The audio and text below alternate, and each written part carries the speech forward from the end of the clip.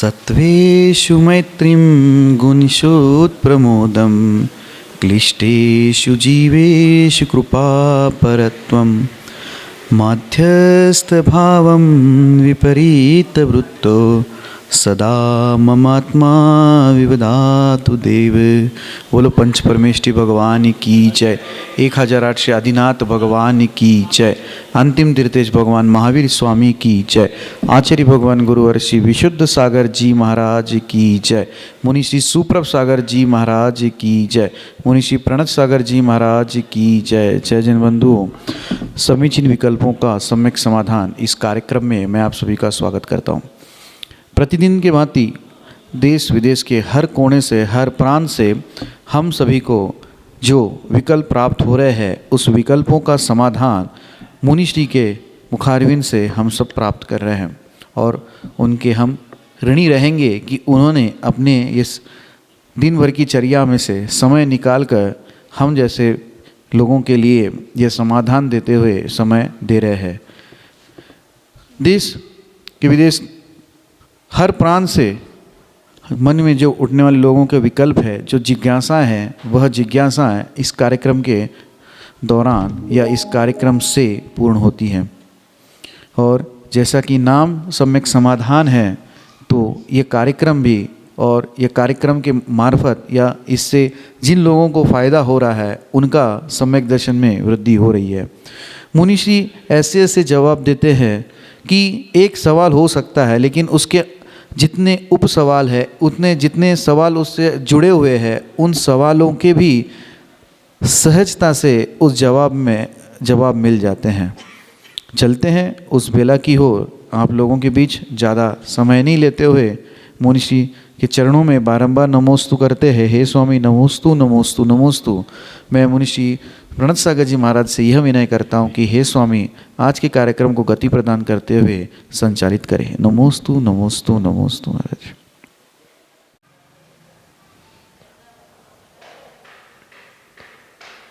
नमो अरिहंताणं, नमो सिद्धाणं, नमो आयरीयाणं, नमो अज्जायाणं, नमो लोय साहुणं। पंच परमेष्टि भगवान की परम पूज्य आचार्य भगवंत गुरुवर विशुद्ध सागर जी मुनि महाराज जी की, परम पूज्य मुनि श्री सुप्रभ सागर जी महाराज जी की, परम पूज्य मुनि श्री प्रणत सागर जी महाराज जी की जय। समीचीन विकल्पों का सम्यक समाधान। सम्यक ज्ञान की वह अनूठी विधा जिसके माध्यम से हम सभी अपने मन को निराकुलता की ओर ले जा रहे हैं, और निराकुलता ही समीचीन सुख है। और उस सुख को प्राप्त करने का एकमात्र कार्यकारी उपाय समीचीन विकल्पों का सम्यक समाधान, जो कि हम सभी प्रतिदिन परम पूज्य मुनि श्री सुप्रभ सागर जी महाराज के मुखारविंद से प्राप्त करते हैं। देश के विभिन्न प्रांतों से अनेकानेक समीचीन विकल्प हमें यहाँ प्रतिदिन प्राप्त होते हैं, और परम पूज्य मुनि श्री आगम के परिप्रेक्ष्य में उनका हम सबको सम्यक समाधान प्रदान करते हैं। प्रारंभ करते हैं आज का सम्यक समाधान।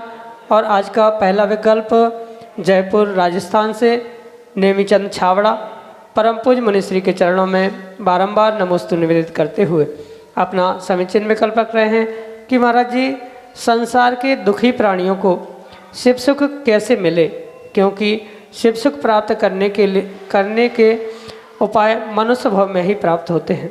अतः महाराज श्री मोक्ष सुख मिलने के लिए उत्कृष्ट एवं कारगर उपाय बताकर मुझ सहित अन्य श्रोतागणों को सुखी करें।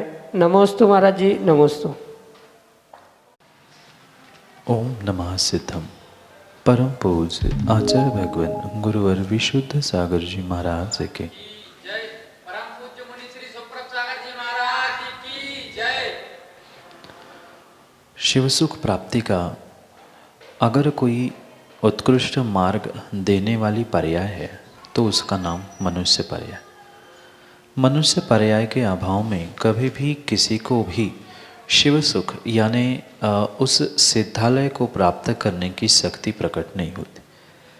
भले ही ये मनुष्य पर्याय प्राप्त होना एक सर्वोत्कृष्ट साधन है सिद्ध अवस्था को और शिव सुख को प्राप्त करने के लिए, पर मात्र मनुष्य पर्याय पर्याप्त नहीं है उस शिव सुख को देने के लिए। उस मनुष्य पर्याय के साथ साथ दिगंबर भेष धारण करते हुए निश्चय व्यवहार रूपी रत्नत्रय की प्राप्ति किए बिना किसी के भी मनुष्य पर्याय से शिव सुख के साधन या शिव सुख के द्वार खुलने वाले नहीं हैं। मनुष्य पर्याय मिलने के बाद भी जैन कुल प्राप्त हो लेना, जैन कुल के बाद निरोग काया प्राप्त होने ना, ये दुर्लभता से मिलने वाले प्रत्येक साधन उस मोक्ष मार्ग पर चलने के लिए निमित्तभूत हो सकते। और उस सिद्धि के लिए या शिव सुख के लिए अगर साधकतम साधन यानी सर्वोत्तम साधन जिसके द्वारा नियम से सिद्धि और शिव सुख मिलता है, ऐसा कोई साधन है, ऐसा कोई कार्यकारी उपाय है, तो उसका नाम ही वह रत्नत्रय धारण करना जिसको मोक्ष मार्ग कहा है। ऐसे उस मोक्ष मार्ग पर चलना, निश्चय व्यवहार रूपी रत्नत्रय की आराधना करना, वो ही मनुष्य के लिए सर्वोत्कृष्ट कार्य कहा गया है, मात्र और मात्र उस शिव सुख को प्राप्त करने के लिए। शिव सुख को प्राप्त करने के लिए और कोई भी कार्यकारी कारण है ही नहीं है रत्नत्रय के अभाव में। एकमात्र रत्नत्रय को धारण करना ही मनुष्य पर्याय का भी सार है, सार्थकता है, और शिव सुख को देने के लिए भी वही कार्यकारी है, अन्य कोई भी कार्यकारी उपाय है ही नहीं है। इसलिए उस कार्यकारी उपाय को प्राप्त करने के लिए रत्नत्रय को धारण करने के लिए जैन कुल धारण करना आवश्यक है। जैन कुल के साथ साथ उस देवशास्त्र गुरु, सच्चे देवशास्त्र गुरु पर श्रद्धान करना आवश्यक है। फिर श्रद्धान के साथ साथ क्रियाओं में सम्यक चारित्र धारण करने की आवश्यकता है। उन 28 मूल गुणों को धारण करते हुए जो दिगंबर भेष को धारण करता है, वही निश्चय व्यवहार रत्नत्रय की आराधना करते हुए शिव सुख की प्राप्ति के उपायों को खोज सकता है। साथ में आगे बढ़ते बढ़ते उस सम्यक दर्शन, सम्यक ज्ञान, सम्यक चारित्र रत्नत्रय के साथ सम्यक तप जोड़ने से वह 4 आराधनाओं की भी आवश्यकता होती है। उन 4 आराधनाओं में 6 द्रव्य, 7 तत्व आदि पर श्रद्धान करते हुए सम्यक दर्शन की, 12 प्रकार के तपों की आराधना करते हुए सम्यक तप की, सम्यक ज्ञान और सम्यक चारित्र इनकी भी आराधना आवश्यक होती है। साथ में भावों की विशुद्धि बढ़ाते समय 7वें गुणस्थान में शुद्धोपयोग, फिर 7वें से 8वें, 9वें आदि श्रेणी चढ़ते चढ़ते 11वें 12वें गुणस्थान को प्राप्त करते हुए 14वें गुणस्थान में ही वह इस शिव सुख को प्राप्त करने का अंतिम उपाय होता है। पर वहाँ पहुँचने के लिए क्रम क्रम से बताए गए ये रत्नत्रय आदि सब साधन होते हैं, उनसे ही वहाँ तक पहुँचने की पूरी संभावना होती है। इसलिए मनुष्य पर्याय को प्राप्त करने के बाद निश्चय व्यवहार रत्नत्रय को धारण करना ही उस श्रावक के लिए या उस जीव के लिए, उस मनुष्य के लिए कार्यकारी उपाय हो सकता है शिव सुख को प्राप्त करने का, अन्य नहीं, अन्यथा नहीं। यही आपके लिए सम्यक समाधान। अगला समीचीन विकल्प मुरैना मध्य प्रदेश से प्रतिष्ठाचार्य पंडित पवन जी दीवान परम पूज्य मुनिश्री के चरणों में त्रिकाल त्रिभक्ति पूर्वक कोटि कोटि नमोस्तु निवेदित करते हुए अपना समीचीन विकल्प रख रहे हैं कि महाराज जी, द्रव्य की पर्यायों का परिणमन केवल ज्ञान में आने वाले क्रमानुसार होगा अथवा पदार्थ का जो परिणमन हो रहा है वह झलकेगा। अतीत एवं वर्तमान का झलकना तो फिर भी ठीक है, किंतु जो पर्याय अनागत यानी भविष्यकालीन है वह कैसे झलकेगी? क्या ऐसा माना जावे कि जो केवल ज्ञान में आया है वह परिणमन होगा? तो पौराणिक दृष्टांत के अनुसार केवल ज्ञानी से प्रश्न हुआ कि मार्ग में ध्यानस्थ मुनिराज का संसार कितना है। तब उत्तर मिला कि जिस इमली के वृक्ष तले वह स्थित हैं उसके पत्ते प्रमाण भाव बाकी है, किंतु जब वह भव्य जीव उन मुनिराज तक पहुंचा तो ज्ञात हुआ कि वह मुनिराज तो केवल लोकधृति प्राप्त कर चुके हैं। इसके अनुसार तो केवली का ज्ञान मिथ्या मान होगा। इसलिए इसका द्वितीय पक्षात्मक पौराणिक दृष्टांत यह भी आता है कि दीपायन मुनि के निमित्त से द्वारिका नगरी एवं स्वयं को भी कुमरण केवल ज्ञान में आया और बचाव के अनेक उपाय किए जाने के बाद भी वही सब हुआ। तो केवल ज्ञान में आया था कृपया इस संदर्भ में आगमुक्त विधि से सम्यक समाधान प्रदान करने की अनुकंपा करें। नमोस्तु महाराज जी, नमोस्तु। पंडित जी, एक बात का सबसे पहले सम्यक निर्णय करने की आवश्यकता है कि केवली भगवान के ज्ञान में झलकने से द्रव्यों का परिणमन नहीं होता। द्रव्यों का जैसा जैसा परिणमन होता आया है और होने वाला है और हो रहा है, ऐसे उस परिणमन को केवल ज्ञानी ने अपने केवल ज्ञान में झलकते हुए देखा है, जाना है। और ये परिपूर्ण रूप से जो जैन दर्शन का मूल सिद्धांत है, जिसे द्रव्य स्वतंत्रता कहा जाता है, प्रत्येक द्रव्य का परिणमन, प्रत्येक परमाणु स्वतंत्र है, ये जो जैन दर्शन का, जैन धर्म का मूलभूत सिद्धांत है, उस सिद्धांत के अनुरूप ही जीवों को कार्य करने की आवश्यकता। अगर इस मूलभूत सिद्धांत को हमने पकड़ लिया तो आगे के प्रत्येक प्रश्न का उत्तर हमारे सामने स्पष्टता से झलकने लग जाएगा, स्पष्टता से सामने आते रह जाएगा। कहने का अभिप्राय इतना ही है कि प्रत्येक द्रव्य का स्वतंत्र परिणमन होने के निमित्त से केवली ज्ञानी के केवल ज्ञान में झलके हुए निमित्त या झलके हुए ज्ञान के कारण से किसी द्रव्य का परिणमन होना कतई संभव नहीं। अगर ऐसा है तो प्रत्येक द्रव्य केवली के ज्ञान पर डिपेंड या अवलंबित होने के कारण से जैन दर्शन का मूल सिद्धांत द्रव्य स्वतंत्रता का लोप हो जाएगा। ये कतई संभव नहीं होने से हमें कहीं ना कहीं एक आधारभूत सूत्र को आगम के उस सिद्धांत को ग्रहण करने की आवश्यकता है। अगर आप द्रव्य स्वतंत्र का सिद्धांत ग्रहण करते हैं और मानते हैं तो ये भी हमें मानना होगा कि केवली के ज्ञान में झलकने से किसी भी द्रव्य का परिणमन हो नहीं रहा है। द्रव्य अपने आप में स्वतंत्र परिणमन कर रहा है। मात्र केवल ज्ञान की ऐसी विशिष्ट शक्ति है, क्योंकि अन्य चार ज्ञानों में वह शक्ति नहीं है, मात्र उस केवल ज्ञान में ही ऐसी शक्ति है जिसके द्वारा वह चराचर को, द्रव्य के गुण पर्यायों को, और वो भी भूत, भावी और भविष्य युगपत तीनों को एक साथ एक ही समय में झलकाता है। इसके बहुत सारे दृष्टांत आपने प्रवचन सार आदि ग्रंथों में पढ़े होंगे। जैसे एक भित्ति पर, एक दीवार पर चित्र बने हैं 3, और उन 3 चित्रों को जैसे एक व्यक्ति दूर से उन तीनों को एक साथ देख सकता है कि हाँ ये 3 चित्र है।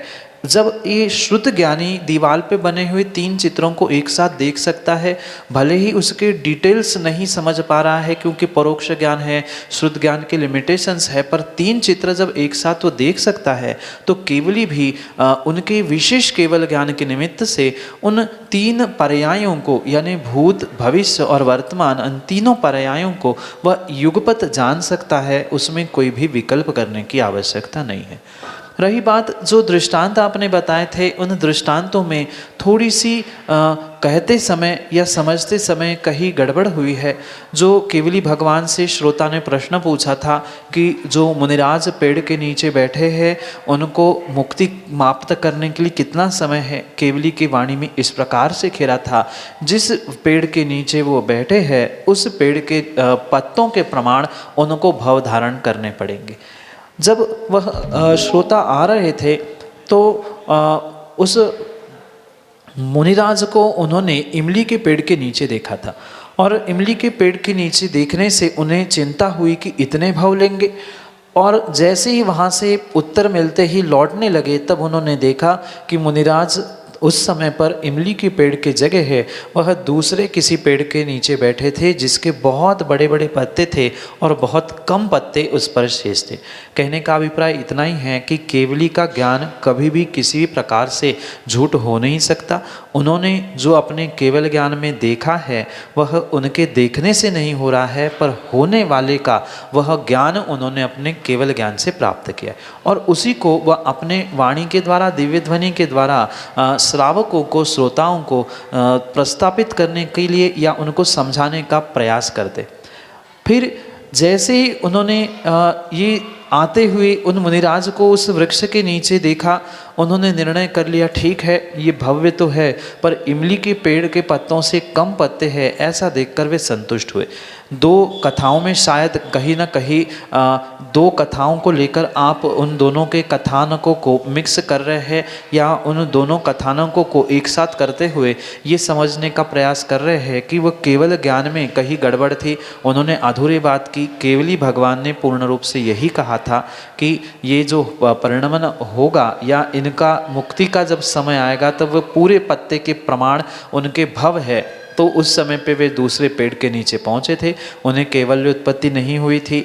ये स्पष्ट रूप से पहले इस दृष्टांत को आपको पुनः दोहराना और निर्णय करने की आवश्यकता है। दूसरे दृष्टांत में भी जो आपने उन द्वीपायमान मुनि के निमित्त से कहा है, वहाँ भी केवली के पुरुषार्थ को छद्मस्तों ने बदलने का जरूर पुरुषार्थ किया था, पर केवली के ज्ञान का किंचित भी किसी भी प्रकार से वह अपलाप नहीं कर सके, अवर्णवाद नहीं कर सके। जो केवली ने जिस प्रकार से कहा था उसी प्रकार से वही उसी समय में वह कार्य निष्पादित हुआ था, संपूर्ण हुआ था। इसलिए केवली के ज्ञान पर प्रश्न चिन्ह खड़ा करना ये किंचित भी उचित नहीं है। जब आचार्य भगवान उमा स्वामी ने भी अपने सूत्र में कहा है, सर्वद्रव्य पर्यायेषु केवलस्य, सभी द्रव्यों की सभी पर्यायों को जो युगपत जानते हैं वह केवल ज्ञान से युक्त केवली होते। मात्र उमा स्वामी भगवान ने नहीं, कुंद स्वामी हो या अन्य किसी भी आचार्य भगवान ने जहाँ केवल ज्ञान के विषय में व्याख्यान किया, परिपूर्ण रूप से उन्होंने यही बात की है कि चराचर को युगपत तीनों कालों में जानने वाला वह केवल ज्ञान होता है, पर उनके जानने से कोई द्रव्य का परिणमन नहीं है, अपितु द्रव्य के परिणमन को उनने पहले ही जान लिया है। भूत और वर्तमान का जिस प्रकार स्पष्ट जानना होता है, उसी प्रकार आने वाली पर्याय भी उनके निर्मल ज्ञान के कारण से सहजता से झलकती है। उसमें भी किंचित भी विकल्प या दोष खोजने की आवश्यकता नहीं है। ये कुछ परिणमन ऐसे हैं जिन्हें आगम के सिद्धांतों को स्वीकार करते हुए हमें समझना होगा। द्रव्य की त्रैकालिकता, द्रव्य की स्वतंत्रता, ये जो मूलभूत सिद्धांत है उसको समझ के ही हमें परिपूर्ण रूप से केवली के ज्ञान को भी समझने की आवश्यकता है। और उसी प्रकार से केवली के ज्ञान से कोई परिणमन नहीं है, अपितु द्रव्य के परिणमन को देखकर केवली के ज्ञान में वैसा परिणमन होता है, उत्पाद व्यय होता है। ये ही उसके विषय में निमित्त नैमित्तिक संबंधों से समझने की आवश्यकता है। यही आपके लिए सम्यक समाधान। वेदांग हर्सुले वासिम महाराष्ट्र से परम पूज्य मुनिश्री के चरणों में बारंबार नमोस्तु निवेदित करते हुए अपना समीचीन विकल्प रख रहे हैं कि महाराज जी, भगवान आदिनाथ से लेकर महावीर स्वामी तक एक ही स्वधर्म होते हैं क्या, और उस स्वधर्म की आयु कितनी होती है? हमारे समीचीन विकल्प का सम्यक समाधान करने की अनुकंपा करें। नमोस्तु महाराज जी, नमोस्तु। सौधर्मेशानियो सागरोपमधिके, इस सूत्र को प्रदान करते हुए उमा स्वामी भगवान स्पष्ट रूप से कहते हैं, सौधर्म स्वर्ग में जन्मने वाले उन जीवों की उत्कृष्ट आयु एक सागरोपम से अधिक अधिक होती है। और इसको ही संदर्भ लेते हुए हम ये निर्णय कर सकते हैं कि पहले स्वर्ग में जहाँ सौधर्म इंद्र का जन्म और उसका स्थान निर्धारित होता है, उनके निमित्त से भी हम उनकी उत्कृष्ट आयु एक सागरोपम से कुछ अधिक इस प्रकार से समझ सकते हैं। जरूरी नहीं है कि वह उत्कृष्ट आयु ही प्राप्त करे, ये भी उसके साथ समझने की आवश्यकता है कि जो उस सौधर्म स्वर्ग में वह सौधर्म इंद्र जन्म ले रहा है, उसके निमित्त से वह आयु किस प्रकार से कितनी है, यानी साधिकता में कितना अधिक है, कितना कम है, आदि सब कुछ वह उसी जीव के संदर्भ में समझना होगा। क्योंकि सौधर्म इंद्र एक तो होता नहीं है। एक सौधर्म इंद्र जैसे ही वहाँ से मृत्यु को प्राप्त करते हुए मनुष्य बनता है, वहाँ तत्काल दूसरा सौधर्म का जन्म होता है, जो आगे के भगवान के पंचकल्याणक आदि आदि संपन्न करने के लिए एक कार्यकारी निमित्त कहते या एक भक्त के रूप में वहाँ उपस्थित होता है। सौधर्म इंद्र ये एक पद है, ना कि एक कोई शाश्वत जीव का स्थान है। जैसे किसी भी देश राष्ट्र में पंतप्रधान, राष्ट्रपति आदि पद पद निर्धारित होते हैं, ऐसे ही सभी इंद्रों का राजा रूप वह सौधर्म इंद्र एक पद होता है। जैसे ही वहाँ जन्मने वाले जीव की आयु समाप्त होती, पूर्ण होती है, पुनः दूसरा जीव उसी स्थान पर सौधर्म के रूप में उसी गद्दी पर, उसी स्थानों पर उन पदों को प्राप्त करने वाला होता है। इसलिए ये कोई नियामक नहीं है कि आदिनाथ से लेकर महावीर भगवान तक वही सौधर्म रहेंगे, या ऐसा भी कहीं नियामक नहीं है कि प्रत्येक 24 के सौधर्म अलग अलग होते हैं। अनेक प्रकार से उस तात्कालिक व्यवस्थाओं को समझते हुए उसका निर्णय करने की आवश्यकता है। ज़रूरी नहीं है कि उतने ही सौधर्म, इसका किसी आगम ग्रंथों में विशेष उल्लेख नहीं मिलता कि कौन से सौधर्म ने कब जन्म लिया, कब उसकी मृत्यु होती है, कौन से तीर्थंकर में कौन सा सौधर्म इंद्र था, आदि का कोई विशेष व्याख्यान किसी ग्रंथों में प्राप्त नहीं होता। इसलिए उस विषय को स्पष्ट करना कतई संभव नहीं है। पर यह पक्का है 24 तीर्थंकरों के काल में ज़रूरी नहीं है कि एक ही सौधर्म इंद्र हो, वह पहले 4 तीर्थंकरों के बाद वही पद धारण करने वाला दूसरा जीव हुआ हो अपनी आयु पूर्ण करते हुए तीसरा। ऐसे अनेक सौधर्म इंद्र भी होते हैं, पर सौधर्म इंद्र पद एक होने से एक ही सौधर्म एक समय में रहता है, दूसरा सौधर्म इंद्र नहीं होता। पर आयु समाप्त होकर पुनः दूसरा, पुनः उसकी समाप्त हुई तीसरा, इस क्रम से ये सौधर्म इंद्र आदि बनते हैं। यही आपके लिए सम्यक समाधान।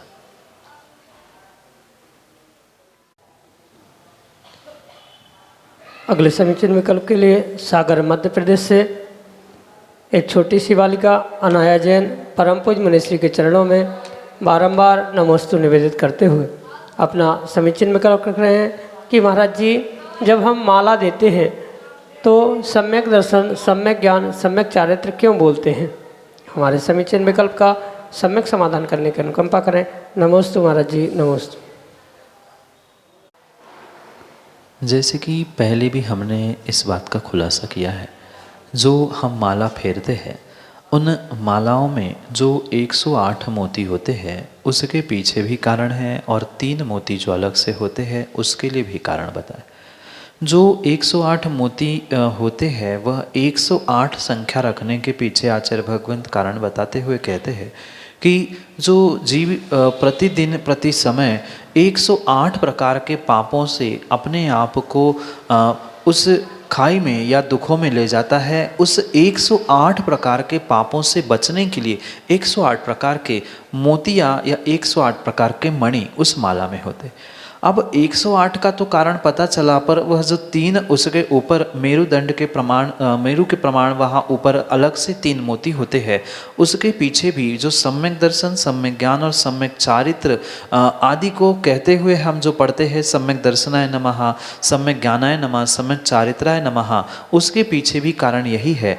जीव पापों से बचते हुए रत्नत्रय को प्राप्त करे, यही उसके पीछे मुख्य भावना है। जैसे 108 मोतियों से पापों से दूर होने के लिए साधन बताए, 108 पापों का किस परिपूर्ण रूप से परिहार हो, इसलिए 108 मोती बताए, और उन 108 मोतियों को फेरने के बाद, पापों का परिहार होने के बाद पुनः रत्नत्रय की भी प्राप्ति हो तो ही कल्याण संभव है। इस भावना से ही सम्यक दर्शन को, सम्यक ज्ञान को और सम्यक चारित्र को वहाँ क्रम क्रम से मोती हाथ में लेते हुए, या भले ही मोती नहीं भी हो, पढ़ते हुए माला के अंत में उन तीनों को पढ़ा जाता है। ऐसा ज़रूरी नहीं है कि उस मोतियों की माला में ही उन 3 प्रकार से पढ़ने की आवश्यकता है, पर आचार्य भगवंत कहते हैं 108 बार जैसे ही, चाहे हाथ पे हो या अन्य किसी भी प्रकार से, अगर हमने माला फेरी है और हमें माला फेरने का नियम है, संकल्प है, तो माला के उपरांत इन 3 को, यानी सम्यक दर्शनाय नमः, सम्यक ज्ञानाय नमः और सम्यक चारित्राय नमः, इनका उच्चारण करते हुए उस माला को पूर्ण विराम फुल स्टॉप रूप से पढ़ना बहुत अनिवार्य है, आवश्यक है। और इसी कारण से माला पे जो 3 मोती अलग से रखे होते हैं, उसके पीछे का यही अभिप्राय है। 108 प्रकार के पापों से बचने के लिए 108 प्रकार के वह मोती, और उसके पापों से बचते ही रत्नत्रय की प्राप्ति भी हो, इस भावना के साथ उन तीनों मोतियों से रत्नत्रय को नमस्कार करते हुए माला की पूर्णता, ये आगम का आपके लिए सम्यक समाधान। अगले समीचीन विकल्प के लिए श्रीमती बबीता धर्मेंद्र भाई जी, मनोरमा कॉलोनी, सागर मध्य प्रदेश से, जिन्होंने अभी अभी परम पूज्य मुनिश्री के सानिध्य में सिद्धचक्र महामंडल विधान का अवसर प्राप्त किया, अपने समीचीन विकल्प के साथ हमारे सामने। महाराज जी, मेरा प्रश्न ये है कि हम रात को सोते समय चारों प्रकार के आहार पानी का त्याग करके सोते हैं। अगर अपन सपने में कुछ खाने पीने की चीज़ों को देख लेते हैं या किसी को कुछ खाना वाना खिला देते हैं तो उसका दोष लगता है? इसका समाधान कीजिए। पूर्वाचार्यों ने आगम में 3 शब्दों को कहा है, कृत, कारित और अनुमोदना, और उन्हीं को लेकर वह पुण्य पाप की व्यवस्था आगम ग्रंथों में बताई गई। जब किसी व्यक्ति का रात्रि भोजन का त्याग है और वह किसी भी प्रकार से किसी भी जीव की अनुमोदना करता है या भोजन कराता है, करने के लिए आज्ञा देता है या साक्षात स्वयं भी करता है, तो वह परिपूर्ण रूप से उस नियम को तोड़ने के दोष से ही युक्त होता है। रही बात स्वप्न की, तो स्वप्न में भी माँ परिपूर्ण रूप से जीव का यही परिणमन देखने में आता है जो वह दिन भर में नहीं कर पाता है या जो कार्य उसने नहीं किए, ऐसे जो विषय, ऐसे जो कार्य उसके सुप्त मन में होते हैं, ऐसे उन सुप्त कार्यों को जो मन में उसने स्थान बना के रखा है, ऐसे उस मन के सुप्त कार्यों को ही वह अपने स्वप्न में उद्घाटित करता है, जिसके कारण से वह परिपूर्ण रूप से उन दोषों का भागी बनता है। कहने का तात्पर्य यही है कि जिसने रात्रि भोजन का त्याग किया है, वह अगर वह रात्रि में स्वप्न में भी खाते हुए स्वयं को देखे या दूसरों को खिलाते हुए देखे, तो ये निर्णय पर आवश्यक करना होगा कि रात्रि भोजन का त्याग होने के कारण से वह भले ही उसने स्वप्न में खाया है या खिलाया है, खिलाने वालों की, खाने वालों की अनुमोदना की है, तो कहीं ना कहीं उसके उस रात्रि भोजन त्याग व्रत में, नियम में अवश्य ही दोष लगा ही लगा है। भले ही वह स्वयं को खाते हुए नहीं देखे, पर दूसरों को खिलाते हुए देख रहा है या दूसरे को परोसते हुए देख रहा है, तो उस समय पर यह भी निर्णय करने की आवश्यकता है कि स्वप्न में खिलाते हुए, खाते हुए कब देखा था, रात में खिलाते हुए देखा था क्या, या दिन में खिलाते हुए देखा था। ये सभी बातों को लेकर वह दोष की विशेषता यानी कम अधिकपना उस पर निर्भर करता है। पर ये तो स्वयं में पहला दोष है ही कि जो रात्रि भोजन का त्याग करता है वह किसी भी प्रकार से स्वप्न में भले ही दिन में खिलाने का देख रहा हो, दिन में खाने का देख रहा हो, पर रात्रि भोजन का त्याग था और स्वप्न भी रात्रि में आया था, इसलिए वह दोषपूर्ण है।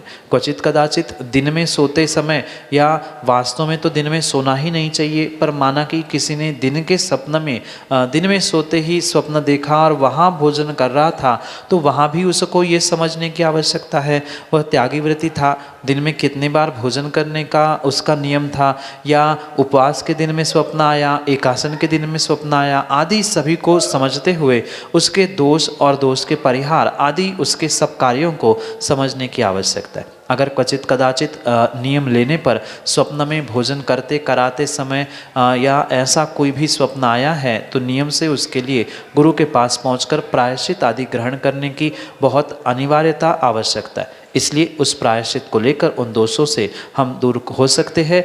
वह दोषपूर्ण ही कार्य है और उस दोषपूर्ण कार्यों को यानी रात्रि स्वप्न में देखे हुए, भोजन करते हुए रात्रि भोजन त्यागी व्यक्ति को प्रायश्चित लेते ही अपने दोषों का निराकरण करने की आवश्यकता है। यही आपके लिए सम्यक समाधान है। आप हम सभी लाभ ले रहे थे बहुचर्चित लोकप्रिय कार्यक्रम सम्यक समाधान का। प्रतिदिन यह कार्यक्रम 5:13 पे यूट्यूब चैनल सुप्रभु वॉच के माध्यम से प्रसारित होता है, जो अभी आप देख चुके हैं। इस कार्यक्रम के दौरान 3 सवाल आप लोगों से पूछे गए थे और 3 सवालों के जवाब आपको 1 घंटे के भीतर 6:15 बजे तक हमारे व्हाट्सएप के नंबर 8707548811 इस पर भेजने होते हैं। और इस कार्यक्रम का, इस प्रतियोगिता का नाम सुविशुद्ध ज्ञान धारा प्रतियोगिता है और उसके विजेता शाम को 6:30 बजे आचार्य भक्ति का कार्यक्रम लाइव होता है, उसके मार्फत आपको दिखाई देते हैं, और वो भी अपने यूट्यूब चैनल सुप्रभु वॉच के माध्यम से। सम्यक समाधान में अगर आप अपने मन में उठने वाले विकल्पों को शांत करना चाहते हो, जिज्ञासाओं को शांत करना चाहते हो, कुछ जानकारी चाहते हो, तो आप हमारे व्हाट्सएप के नंबर 8707548811 इस पे हमसे संपर्क कर सकते हैं। आप अपनी जिज्ञासाएं इमेज के द्वारा ऑडियो मैसेज के द्वारा या टेक्स्ट मैसेज के द्वारा व्हाट्सएप के थ्रू हमारे तक पहुंचा सकते हो। हम इसको एकत्रित करके मुनिश्री तक पहुंचाएंगे और मुनिश्री के मुखारबिन से हम सभी लोग लाभान्वित होंगे उस सम्यक समाधान का। प्रतिदिन की भांति मुनिश्री के प्रवचन शाम को 7:40 पे जिनवाणी टीवी के माध्यम से प्रसारित हो रहे हैं और विषय चल रहा है शिवकोटि महाराज स्वामी रचित अद्भुत ग्रंथ रत्नमाला का। आप लोग रत्नमाला ग्रंथ पहली बार टीवी के माध्यम से स्वाध्याय कराया जा रहा है। आप सब लोग इस कार्यक्रम का माध्यम से प्रवचन के माध्यम से शाम को 7:40 पे जिनवाणी टीवी के माध्यम से घर बैठे इस ग्रंथ का स्वाध्याय कर सकते हैं। आज के लिए इतना ही। शेष और ऐसे ही अच्छे विकल्प, अच्छे सम्यक समाधान लेके आप तक जरूर आएंगे। तब तक देखते रहे हमारा यूट्यूब चैनल सुप्रभुवाच। जय जिनेंद्र।